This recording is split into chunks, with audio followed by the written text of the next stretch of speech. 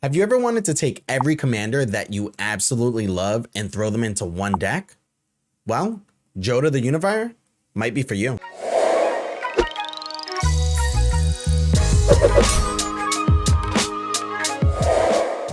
So I'm not gonna lie, I kind of cheated with this one.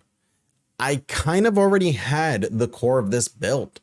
I used to play in a Sika deck and it was bonkers. And then they banned Golos. So I never really played it after that. I know it's crazy to think it's one card, right? But it was so much fun being able to find Golos and see what randomness can come out of that. And I think Jodah kind of brings that back. And it's even better. In fact, this one is going to replace Asika as the head of the deck. Okay, so let's talk stats. Jodah the Unifier costs Wooburg. That's white, blue, black, red, and green for a 5/5 legendary human wizard with legendary creatures you control get +X/+X, where X is the number of legendary creatures that you control.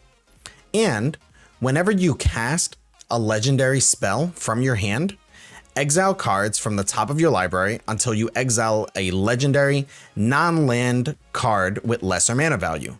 You may cast that card without paying its mana and put the rest on the bottom of your library in a random order. This card is terrific. Now, is it on the level of what Golos was? No, yeah, of course not. This card would have gotten banned out the gate. But is it on another level when it comes to this deck in particular? I really do think so. So let's talk about what I feel are the absolute best cards for this deck. So first, let's talk about some cards that'll help you draw more cards. We have, of course, AC. This card is an absolute machine. Not only is it going to let you play additional lands, but it's going to let you convert those into drawing more cards. It's absolutely amazing and an automatic include in this deck. Then, of course, Beast Whisperer. Cast a creature, draw a card. How much better can it get? Well, next up, Tulane. This is how much better it can get. Yeah, that's right. Cast a creature, draw a card, play a land. This next one's not legendary, but definitely a powerhouse. Consecrated Sphinx. Draw 2 cards every time your opponent draws a card. It's just crazy. Then there's Afara. Play a creature, draw a card at the next upkeep. Guardian Project. Play a creature, draw a card. Joira, Weatherlight Captain. Yeah, play historic spells. Those are legendaries. Legendaries, artifacts, and sagas. We don't really run any sagas in here, but those legendaries and those artifacts, yeah, let's convert them into card draw. This one is in there more for fun. Prosper.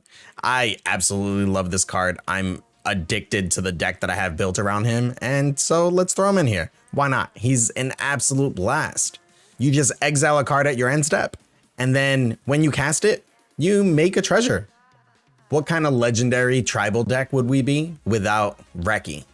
You want to talk about another really powerful legendary matters creature from Dominaria United? Yeah, this is one, Shanid. This card is insane. Let's give our legendary creatures menace, and every time we cast them, let's draw a card and lose a life.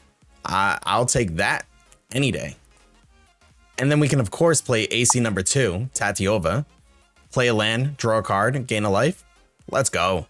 And lastly, let's throw in a Thrasios. We can ramp and draw cards off of this one. Before we continue, don't forget to help ramp up this channel by hitting that subscribe button and clicking on the bell notification icon as well as the thumbs up. Really appreciate it. Thank you. Speaking of ramp, next up, we have Animar. Does it ramp in the traditional sense? No, not really, but it does reduce the casting cost of all of our creatures. Next up, let's throw in Ashaya, cause, well, it's amazing.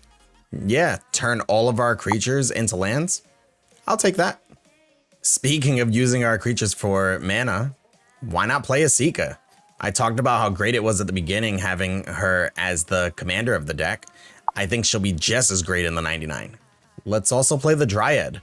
Why wouldn't we? Some color fixing, plus we get to play an additional land on every one of our turns. I like it. Next up, Goreclaw. All right, This one isn't going to work for all of our creature spells, but the majority of our creatures, roughly 16, 17 of them, have a power of 4 or greater, which means we're going to be able to cast them for 2 less mana. And on top of that, we can turn them into weapons later when attacking with trample and +1/+1. Then Gigantha. Yeah, tap them and play our commander. Why wouldn't we play this? Karametra. Cast a creature, get a forest or a plains? Yeah. Kethis. Cost reduction and recursion? What could be better? Oh yeah, Kennen. We can double the amount of mana that all of our non-land permanents tap for. And sometimes that's going to be our creatures. So yeah, not really ramp, but Kodama's going to put stuff into play for free. And Nylea, another cost reduction on all of our creatures. Then there's Ramos. Cast 5 spells, make 10 mana. Yeah, that's pretty crazy. Yumori. I choose legendary. Yeah. And then, let's also play a 9/9 beast of a creature. Zakama.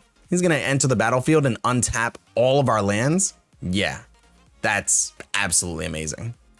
You know what's one of my most favorite things to do in Commander?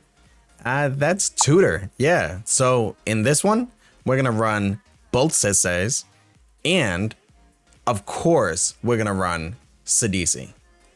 Some of your creatures die? Let's run some recursion. Let's play, I don't know, Kenrith? The guy that does literally everything. And then we also have Feldon, which doesn't exactly bring back your creature, but you can make a token of it every turn. Speaking of making tokens, let's make some permanent ones. Let's play the Scarab God. And oh yeah, Joffrey. Turns your creatures into tokens after somebody's tried to kill them. That means they have to get rid of them twice. Joffrey's amazing. Speaking of tokens, check out this brand new card from Dominaria United. Jensen. This is going to make me a 4/4 angel every time I cast a multicolored spell. That's almost all of this deck. Let's do it. You remember when I said tutoring is my favorite thing to do in Commander? Well, I kind of forgot about cloning.